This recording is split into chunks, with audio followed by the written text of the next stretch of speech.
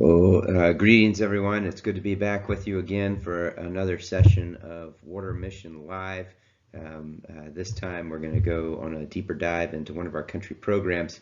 I was fortunate to be able to have a chance to travel back in late May, early June of this year to go visit our Uganda country program, and had a wonderful experience being able to go visit some of our projects, and wanted to take you there to be able to see some of these things and come alongside of me with this journey.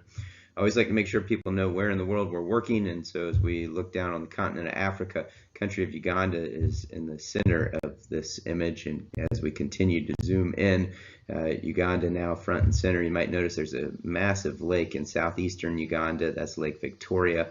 There's also a substantial lake towards the middle left of the country. That's Lake Albert. Lots of water in the country of Uganda. Now overlaying this map, this is actually showing where our primary focus areas have been in the country of Uganda. So in the northwest of the country, you see this cluster of pins that are on the map. That's refugee work that we've been doing since 2015. And then in the southeast of the country, this cluster of pins that you see, those are community development projects. And had a chance to go and spend time and see some of the work that we've been doing in both of these regions. But you might wonder why I'm showing this map in the way that I am. And it's actually because it's from our country management platform and how we manage our projects. And so if you note up in the top left corner, you can just barely read it says Uganda up here. So we have 8 countries where we have offices outside the United States, and this is our country view for how we keep track of our projects. And each one of the pins that you see that's on the map here is a specific project, and in this area right here, each one of the projects actually has a dashboard. And so as we got into the work that we're doing, zooming in on this map, getting into this area, I wanted to take you to an example project. This is a community that's known as Butimbwa. And as we click on the icon for Butimbwa to take us into the dashboard for the project, this is the view that we get. This first map view has changed from an icon to what you see on the map here are all of the significant assets that are part of the project.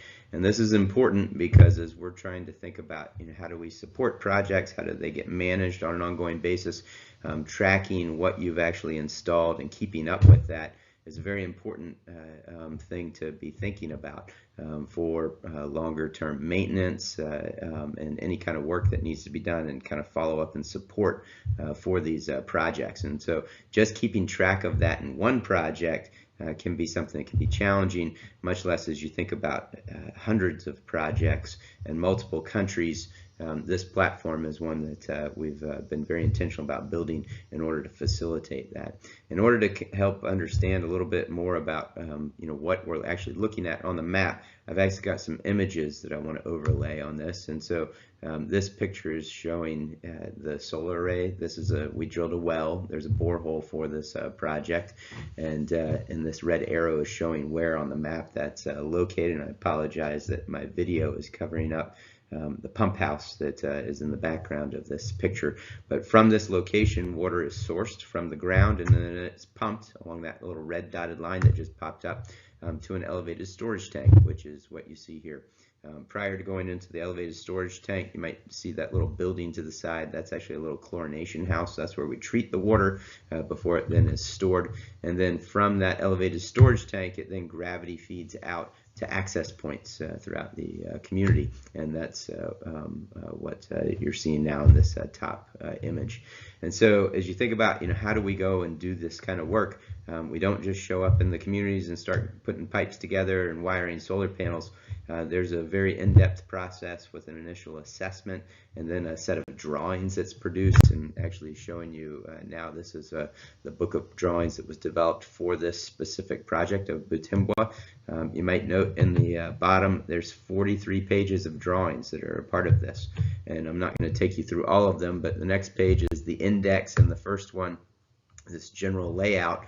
And now looking at this layout, you're looking at kind of a topographical map type view of the community, and this is the distribution line. And I'm showing this because one of the things I just highlighted was that it's a gravity feed distribution system, and so you have to understand and know what the terrain changes are and the elevation changes are as you're thinking about putting distribution pipes in the ground.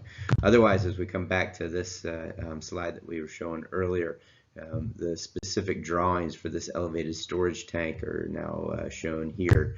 The actual design for the tap stand is shown here, and a couple of things to note. As simple as a tap stand where people are going to come and access water, as simple as that is, there are some very intentional things like a soak-away pit. You have excess water that spills, and you don't want that standing around. There's also a valve and a valve box and a meter where you're tracking the flow of the project of the water that goes through this tap. These projects, when we donate the project into this community, people pay for water to cover the ongoing expenses associated with the project, and you have to be able to track how much water is coming out of these taps to be able to charge appropriately for those kinds of things. As we continue on, this is now showing the design for the solar array. So we think about the foundation and making sure that these things are stable if there's any kind of storm that comes through and significant wind or breeze. And then even something as simple as the fences that you see that are in place. And again, apologize, my head's blocking a good part of the fence, but just specifying every detail that is a part of this project. As you think about things that are of interest with the project, and again, this is the monitoring dashboard for this specific project, one of the things that we like to know is flow. And so this little red circle that's just popped up on the screen, that's actually the satellite modem that is transferring data from this project. And if you were to scroll down on this page, that's the dashboard for this project, the next thing that we get to is this bar chart, and these are the liters of water per day that are pumped from this project. I updated this on the 5th of August, and the last meter reading that you see that is being shown here is that somewhere around 21,000 liters, 21,600 liters of water were pumped from this application. As we continue to scroll down, the next thing we get to is a financial look. And so the red and the blue, that represents the expense and the income by month going back to August. And now these blue bars that you're looking at, this is actually the bank account balance. So you might notice there's a drop from February to March. What that's showing is that there's funds that are coming out of the bank account that have been accumulated through people paying user fees to be able to purchase a replacement part or do some maintenance within the project. This is a really important piece of sustainability, because as we think about, we used charity and we use donations to actually go implement this project, but when we talk about how does this get sustained on an ongoing basis, the goal is that that's happening through user fees, and that people that are able to live healthier lives in these communities have the ability to pay for water that then sustains the ability, and it doesn't have to continue to rely on charity to be something that's successful. As we continue to scroll down, the next area that we get into is actually where the assets of the project are documented. And the very first one up here, this is a pretty important piece of the puzzle. This is actually the submersible pump that's pulling water out of the borehole. This pump is a pretty decent sized pump, and as we think about when we install anything, there's always a lifespan. And so if we were to click on this link that you see here, it would take us to the specifications, the serial number, the date that it was installed. All of this is tying into our ability to have a cost-effective preventative maintenance program for being able to have some sense of when the pump is going to need to be replaced, but also tracking just the specific details of what was in there. We can go ahead and order a pump that's the same type of pump without having to pull the pump and then figure out what kind of motor and what kind of pump was actually in the well, in the borehole. You might also notice that there are all kinds of other things that are located in here, and I don't know if you can read that, but a lot of it says private tap, prepaid public meters, and then these are actually the tap stands that I was highlighting and showed an image of before. We've actually got, I think, somewhere around 30 plus private household connections that have been added to this system. This project is one of 16 in this region, and we have a goal for getting, I think, somewhere around 4,000 household connections that are private taps and meters. And part of the reason that our focus is with doing that is that as we get closer and closer to the people's homes, people use more water. They live healthier lives. Using more water also means they're purchasing more water, which is an important part of the financial picture as we think about how do the projects get sustained and maintained on an ongoing basis, and driving more revenue to support the project as well. Continuing to scroll down, now we get to the part where we actually document water quality tests. So as we think about where we started, thinking about the assets, and then I showed you water flow. Now, another very important part of this is the water actually safe to consume? And so this very first link that you see up here, I'm going to click on that and then take you into the page now. This is actually measuring a free chlorine residual and a turbidity test. And so this is actually showing the free chlorine residual. This is the turbidity test. I don't know if I'm sorry, again, my head is blocking the image. Some of the things that are important that are going on here, you might notice the red circle around the valve in the picture on the right. That our technicians are required when they're taking these tests to take a picture that shows where the sample was taken from in the background. Additionally, these photos are geotagged, and so what we're doing with this is we're confirming that we're actually on site in the right location. This is a kind of a check and balance type thing as well, just from a programmatic standpoint for us as we think about how we run and how we operate our programs. But these two tests, in chlorine residual and turbidity, are kind of the frontline tests for making sure that water is free from microbiological contaminants. If we come back to this page, the next link down is actually another water quality test. This is called a presence-absence test. And if we click on this slide, you'll see that, again, we've got the sample being collected. So this presence-absence test is actually a direct test for microbiological contaminants. And so, again, you've got the valve where the sample was collected. Once the sample is collected, there's a type of food for bacteria called agar that's added to the water. And now this second picture is showing once the agar has been added and then the sample's incubated. And then after the sample has been incubated, it's compared in color to a standard that's called a comparator. And I've got the picture of that as well. And the way that this sample test works is that if there's bacteria in the water after the food's been added and after it's been incubated, if there's bacteria in the water, it'll actually turn a darker color than the comparator that we have here in the picture. And if it's there's no bacteria, then it stays a lighter color. And so what this is showing is that there was no bacteria in the water. And so the fun thing with this was, again, you know, I was in Uganda in May of this year and into early June. There's a picture of me and my father greeting some of our team. This is a picture from our Jinja office, where we support these community development projects, and had a great opportunity to go spend time with our staff. We were well received. This is actually a picture I took my 14-year-old son Thomas with me. And our team were incredibly hospitable. They thought it would be fun to welcome us with Ugandan soccer jerseys. And as they tried to figure out what the number should be on the back of the jersey, they decided to make it our age. And so you might note they've got Thomas with number 15 on his jersey, which was pretty close.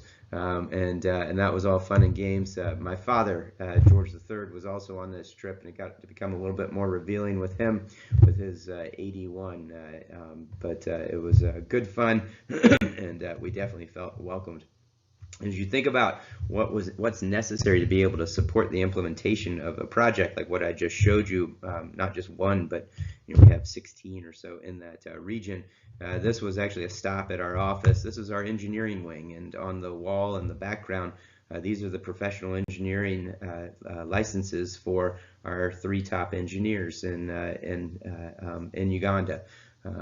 pictured here. Enoch is missing, but Susan in the middle and Andrew to Susan's right. But getting some kind of preliminary design from our Uganda program that gets reviewed. We have a substantial engineering presence in Charleston. I think we have 15 licensed professional engineers on staff in our Charleston program that's supporting our global operations. And then the ability to feed back into our programs to make sure that we have good designs. Susan then took us over to look at our project pipeline. And so these are all the projects that we have kind of in the queue. And if you note at the top of the page, from initial assessment to the country design that I was just mentioning, and then there's a review process of that design and then approved before then we go into implementation phase. And then as projects then shift over into some kind of management model. The projects that we were looking at are actually part of a private utility model that we're piloting, where we're responsible for ongoing operation and maintenance and the financials associated with the project as well. But a well kind of defined and streamlined process that we've put in here that's been the result of just trying to figure out how do we work through these things over the last 25 years. This is now showing a picture from our water quality laboratory with Susan and our lab technician Ava. And one of the things to kind of point out was, why do we have our own lab? There are laboratories in the countries where we work. We've really struggled to get reliable data coming out of these and data that we can actually trust. And so because of our focus on water, and this is a non-negotiable, that we have to know that the water test results that we're doing are accurate in order to know that we're providing safe water into the communities, we established our own water quality lab. And one of the things you might notice with this picture is it is pristine. As you think about running water quality tests, a lot of these tests we're testing for bacteria. And bacteria is very easy to have contaminated. So if you don't have a very structured approach with how you're doing this and making sure that your space is well maintained and cleaned, and this is part of the issue with what we saw with some of the labs that we see in the countries where we work, is that this is not an easy thing to do, and it requires a level of oversight and structure to be able to drive and make sure that you're supporting things appropriately. As a part of that same kind of thought process, we're now on the other side of the lab. One of the things that we noticed was Ava's certificate of completion. So we've actually developed our own water training curriculum for our staff that includes a certification process where they have to go through this process, take a test, and then that essentially validates that they know and are competent to be able to do the work that needs to be done. And this is something that has to be done annually. So really, again, a real part of a labor of love for us with this. We also got out into projects. This is actually a neighboring project to Butembo, which is one that I showed you. This is Busalam. And there's my father, G3, and son, Thomas, walking by the solar array in this community. This is another photo from that same location, and I love this photo. One of the things that really gets me is some of the wire management issues, and especially on the backside of solar panels. It's so important that you organize things appropriately, and that you're installing things appropriately, so that when you at some point have to come back to fix stuff, you don't have a rat's nest of wires. And I at some point had a bit of a reputation, I think, and maybe still do, for people know that's something that's important. And I was finding fun with this picture because of the number of zip ties that are on this. They definitely were making sure there was no room for a lack of wire management. So warmed my heart to see this. Also on site, this is actually a colleague, another a member of the senior leadership team that was part of this trip, David Inman. But just a simple spec sheet that is showing what the pump model is, the inverters, some of the details that's kept in the pump house, and just running a tight ship and having good, effective operations. This is actually the water storage tower for Busalam, and Thomas and I climbed up to the top. A nice view and a good breeze from up here. One of the reasons for taking this picture is that's actually a satellite modem on the left-hand side of the picture. As we think about the water that we're tracking, we're not just tracking water that's flowing from the borehole, from the pump. We're also tracking water as it flows out of the storage tanks. Some of the things that allows us to do, or understanding if we have leaks in the system, and again, just effective management. This is G3 and David Inman, and also David Gerlach was a part of that team as well. You can just see him in this picture as well. This is at the chlorination house for this project. And then one of the closest taps that was right there in this area, we used it as an opportunity to fill up our water bottles. And as we think about what we're doing and making safe water available, kind of the greatest test for, are we actually making safe water available, is are we willing to drink it? And so this is showing one of our longtime Uganda staff members, Henrik, showing a chlorine test to my father. And then taking a sip of water here to one, thirsty, and two, that we're willing to drink our own water. And not only that, but that I'm willing to let my son drink the water. That speaks to the confidence that I have that what we're doing is providing access to safe water in an appropriate way and in a sustainable way. Moving on from this, we went to kind of this impromptu, or it was actually it was a very well planned out celebration, and it was really neat because over the last 3 years we have 16 projects or so like this one that have been implemented. And when the folks in this region heard that we were coming, they were so excited that they wanted to celebrate with us and have a chance to say thank you. And as we got into this, it was just overwhelming, the expression of gratitude and thanksgiving, and it just kind of speaks to how important these projects are for the communities that we're serving. And so I've got a couple of videos that I'm going to jump into that kind of catch a little bit of what we were greeted with, to give you just a little bit of a sense of the excitement that was with that. So there was definitely a lot of really good dancing. This literally was just as the car pulled up, the celebration started.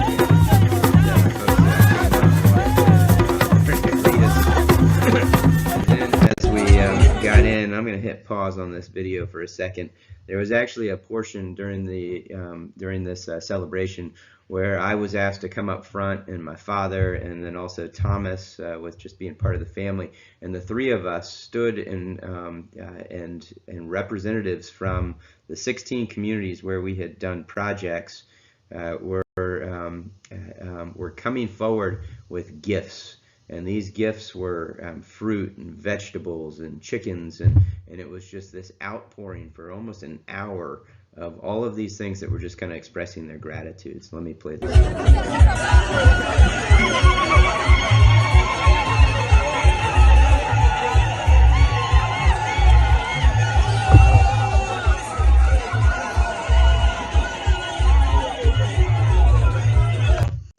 And so, it's showing me, my son, and my father each with a chicken. It really was just overwhelming as we think about this outpouring of generosity from these folks that we had reached out to serve with the water projects that we're doing, and the expression of gratitude that came as a result, and this giving of abundance, not out of wealth, but of what they had. Also, this is a picture this was the only photo that I could get that could kind of show part of the crowd. It was probably 3 times bigger, but it was just an overwhelming celebration and gratitude. The other thing too was that this event and all the things that happened with this. These were paid for by the locals in this area because they were so excited to be able to welcome us and to celebrate what all had been happening over the last 3 years with these very important projects. And as you think about, why is it something that would have this level of attendance, I want to go back to Butimbwa. And this woman, her name is Betty. And Betty is actually at the water source that Butimbwa had before we did a project. And the reason that I wanted to show you this is Betty has a heartbreaking story.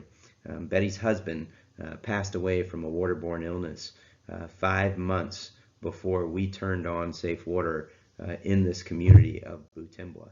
And so as you think about what we do, there's a sense of urgency around how do we make sure that folks like Betty have access to safe water. And this is now showing Betty having access within a short distance from her house, the ability to have access to safe water on an ongoing basis.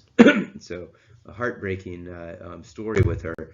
But as we think about now the situation and the people that are served in this community, it is a very beautiful thing to be able to celebrate. While we were in Uganda and specifically in the Kampala area, the quality and the caliber of our work opened up doors for us to be able to have some high-level meetings with groups like UNHCR, which is the UN agency that's focused on refugees, which is the meeting that I'm showing here. We also were extremely warmly welcomed by the Ministry of Water, and again, with our focus and our approach, all of these groups love us and are encouraging us in the work that we're doing and looking for partnership opportunities to try and scale the efforts. This is actually a meeting with UNICEF as well that we had, and then a final group photo with UNICEF. But I wanted to share that because as we think about how do we grow the work that we're doing and how we scale it, it has to be done in collaboration. It has to be done working with some of these large players that are so embedded in these areas, with an ability to show them a model that is the most effective one for how we move forward with serving people in the most effective way. Coming back to this map view, we've been working in the southeast now with this cluster of communities, and now I want to take you into the northwest, into the refugee situation. And zooming in on northern Uganda, this shaded region is home to about 500,000 people. And in this shaded region, these blue circles represent 80+ water projects that were implemented by primarily by other organizations. And Water Mission was asked to come in and keep them running. And one of the issues is a lot of these were implemented in a disaster mindset. There were not really good designs. There are major construction quality issues.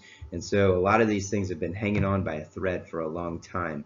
And we were fortunate a year ago to be able to take the system in this region and be able to upgrade it. And as we look at that, I want to give you a sense of what we're talking about. And so a lot of what we're doing are solar pumping systems. So this is actually showing where the well was located in the solar array.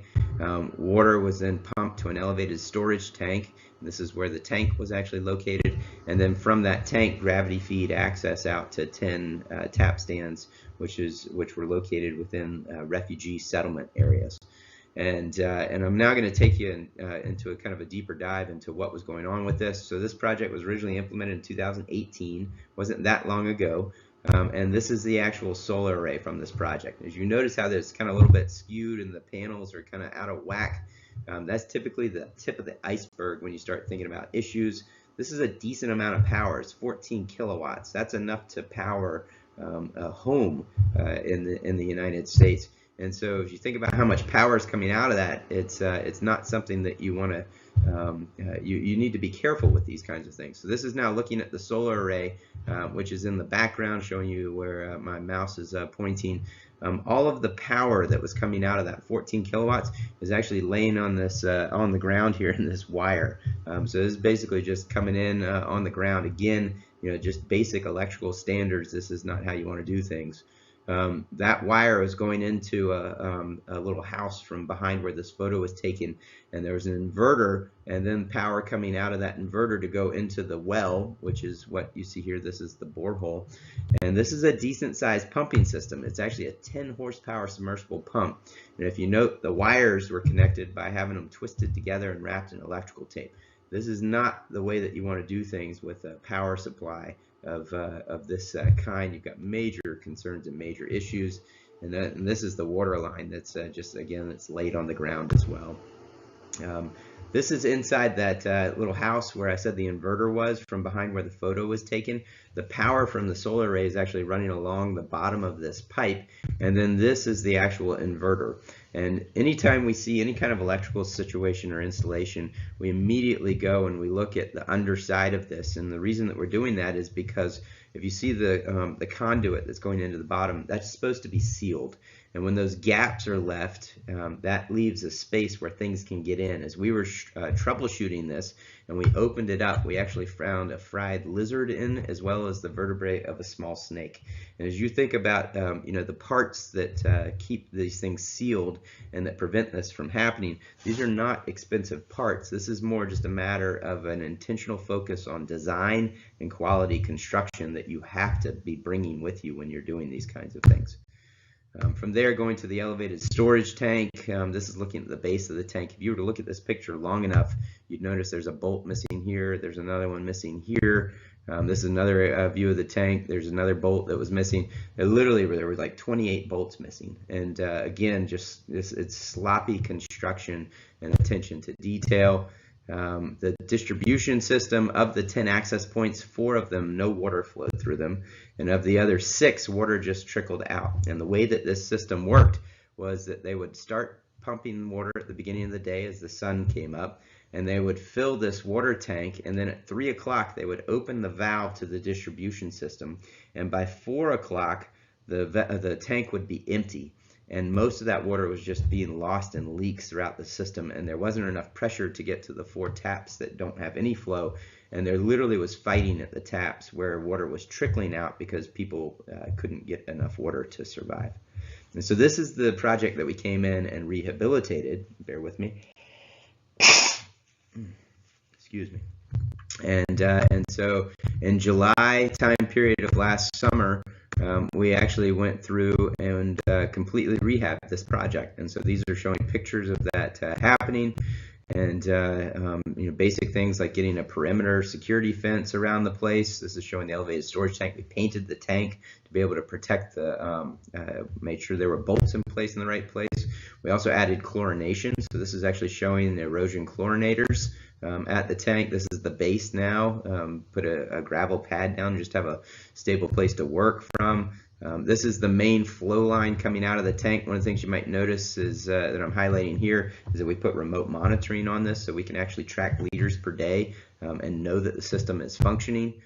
This is now back at the solar array site. Just basic things like site leveling are things that often get overlooked. This is showing once the site had been leveled, and now security fencing going in. And then this is the new solar array that we constructed. And I love this picture because it looks like one piece, but it's actually 6, which again speaks to kind of this focus on construction quality and the work that you're doing, and just continuing to show the progress from this project. And now you're looking at a before on the top that I showed you earlier, and an after. And this is a before on the top from the electrical components, and an after that is now in place. And so this is now the solar array and the borehole, the well, and now the before and after with the elevated storage tank. You see security fencing around it, as well as protecting and stabilizing, make sure the tank is structurally sound. And then also with that tracking, and so showing the flow of water averaging somewhere around 34,000 liters of water per day. And this photo was, again, this is the before and this is the after, and this really kind of sums it up for me the best. Is you can have a visual comparison as you look at the water flowing out of the taps on the right versus the taps on the left. When we're designing a system, we're designing for a flow and a pressure at the tap, and it's a minimum for each tap that we're looking at. And we're doing that because we're looking at things like how long does it take to fill up a water container. And on the right, you've literally got congestion at the tap and not enough water. And on the left, you're seeing with a properly designed and implemented system what's possible. Where the before that we had was maybe people would get water for less than an hour a day, and now with the upgrade to this system that it's available 24 hours a day. So the fun thing, this was as we got into the north, we were greeted by some of our team members with Lawrence and William and Abraham here. This is in Arua. We visited with our staff that are out supporting these 80+ projects, and had a chance to just say thank you to them for, they're working in some really tough situations and serving people that are some of the most vulnerable on the planet. This was a nice, fun group photo, and these are actually some of our newest staff that are in the working in that area as well. And so just a chance to come and say hello and spend some time with them and get to hear from them before then going into the refugee camps. And the first place that we went in the refugee camps was a place called a reception center. These are really hard areas because this is where people who have just gotten to the camp are being documented and processed. And the people that you see sitting on these blankets and sheets that are here, these are folks that have actually gone through this process. What I heard was it can take up to 2 weeks in this reception center to get them documented and then get them set up to where they're going to then be settled, which is just a tough situation. This is actually showing a picture from one of the areas where they're working and processing refugees. The numbers, I believe, are somewhere around 5,000 people a month that are coming over. That number fluctuates significantly depending on what's going on in South Sudan. When things peaked in 2016, there were 80,000 people coming over a month. And so there's still this issue where people are fleeing violence. At the same time, it's a very challenging thing to continue to support the needs of this ever-growing population. One of the other things too, as you're looking at these photos, is that it's like 85% of them are women and children, because the men are either dead or they've stayed behind to fight, and it's a heartbreaking situation. And even in the midst of all this, you see that folks are able to smile. And kids are just resilient. Another picture from the reception center. Coming out of the reception center, we actually visited the Lighthouse Project, and this is a picture from that I took. Another picture again. It's a quality installation in the middle of an area that is just reeling and broken. This is the elevated storage tank. And then we got a chance to go visit with some of the people that actually benefited from this. This woman, her name was Sarah, and my father and I actually met her at one of the water taps where we were visiting this project. Sarah's been living in this settlement for 8 years, and she's keeping her grandchildren because her son is she actually doesn't know if her son's still alive. She hasn't heard from him in years. And he was still back in South Sudan, and just a tragic situation as we got to spend time with these people and hear these stories. One of the things that we did with the folks that we met with was one of our Marcoms people in the picture here, Robert, had a Polaroid camera. And so we actually took a picture, a Polaroid with them, and left that with them as kind of just a small thank you. And it was fun, where they hadn't necessarily ever seen anything like that before. We also met with Susan, and Susan was also in this same camp, and she'd been there for 7 years. And she shared that she walked with her children, and I believe she said that she walked for days to come from South Sudan, and now settled in this camp for 7 years, just trying to live out a peaceful life in the midst of really tough and trying circumstances. One of the big issues in this region is that over the last 5 years there have been cutbacks from funding that have been supplementing food for these people. And every year over the last 5 years, these cutbacks get worse and worse, and it's just a really tough situation where folks are starting to try and figure out, okay, or not starting to try and figure out, they're actually farming, trying to grow their own crops to be able to supplement for themselves. These are folks that know how to do that. They were farmers and grew crops in South Sudan and had the ability to support themselves. Where they've been settled in northern Uganda, the land is not the most productive, and there's also a limited amount. And so there's just these really tough situations where you have this balance of, how do you exist on an ongoing basis, with your alternative being to go back to war-torn South Sudan.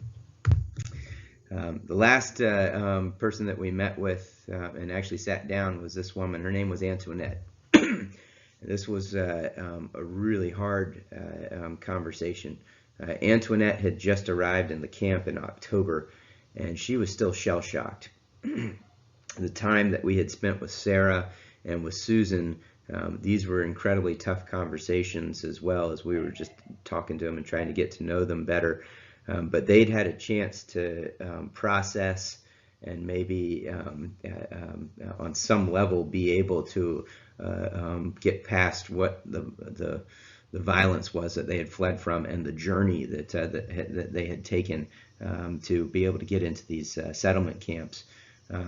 Antoinette was literally months out from when she had walked for 7 days with 3 children, one of which was so young that had to be carried, where basically for a week they walked with nothing and begged for food and water along the way to get to this camp. And when they arrived in this location, which is, they were settled in this place called Wanguru, the well dried up. And it was, when we got there, there was an issue where there was a lack of water, and it was a desperate situation that speaks to this queuing at the water tap that I had mentioned earlier, where this is actually a better situation than what Antoinette was faced with, where she had been settled. And as we think about how important it is with the ability to have just water, period, and just some of these basic needs, that we have this ability to be able to go and do this in this region.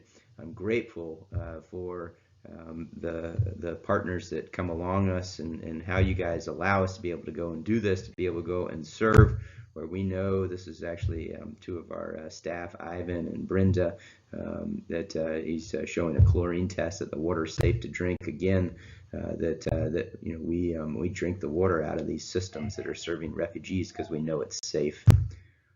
And this is an image of just some of the region and the area when I talked about that.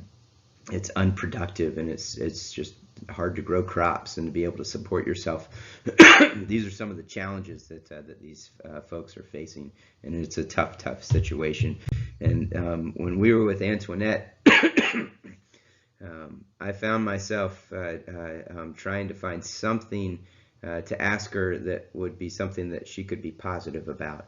And even just something as basic, I told her that she had a beautiful smile, because I was just struggling, and where we landed with this was ultimately just praying and understanding how hard and difficult the situation was.